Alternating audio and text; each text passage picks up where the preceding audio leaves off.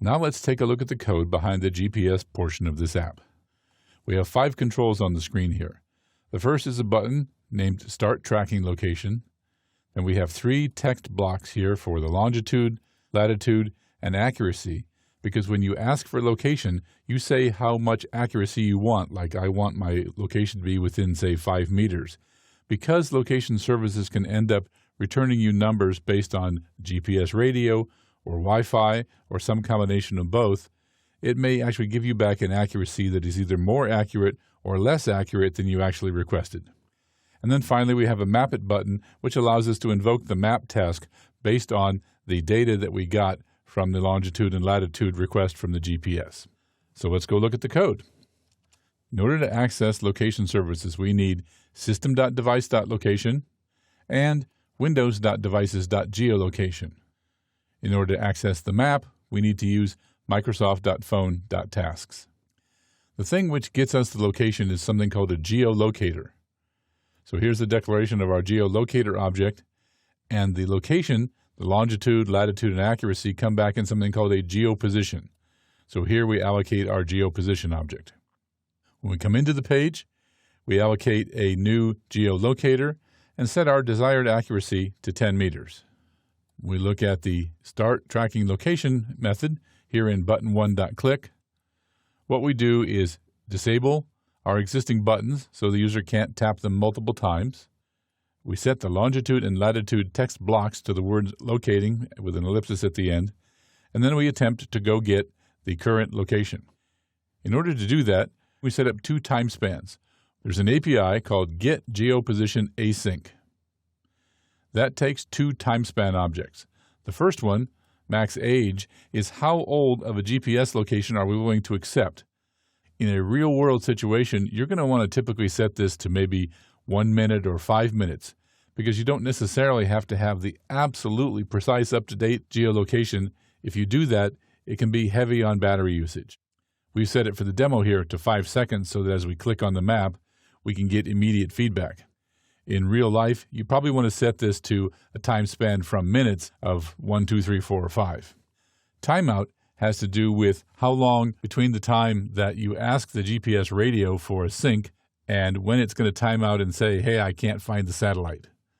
30 seconds is a real-world reasonable number. GetGeoPositionAsync is a new Windows 8 style WinRT asynchronous API. We're going to take one step backwards here and look at the fact that we declared this method private async void. The reason we did that is so that we could come down here and say current loc equals await gl.getGeoPositionAsync. This is a much simpler solution than the one you had to use for Windows Phone 7, in which you had to set up your own custom event handlers and deal with the callbacks. Once we get back our location, we take our current loc, which is a geoposition, and we ask for a coordinate, latitude, and then we turn it into a string. Similarly, we do the same things for longitude and accuracy. And now that we have a geoposition, we enable our Map It button. Now you noticed we didn't check to see whether or not the location was valid. That's because the way GetGeoPositionAsync works is that it will throw an exception if it can't get a location for you. So we have 2 separate exception handlers here. We have a catch for unauthorized exception, which is what happens when the user has disabled access to location services. And we have a regular kind of exception, which is what happens when you can't get a GPS fix. And finally, in our try catch finally, we reset our go button to true so that you can request a location over and over again. So that's how it happens that we update the text blocks on the screen with the longitude, latitude, and accuracy. Finally, let's take a look at how we map things. Down here in our button 2-click handler, we have something simply that says, do we have a geoposition object in current loc?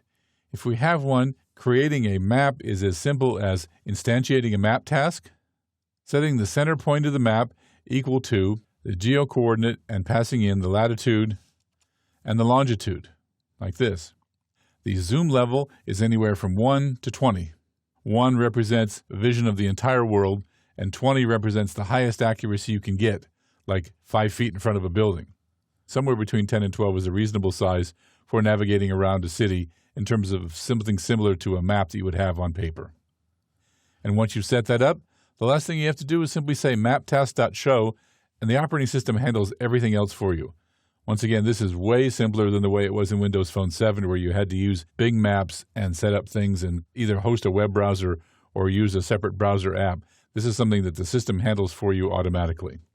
Next up, let's take a look at how the accelerometer code works.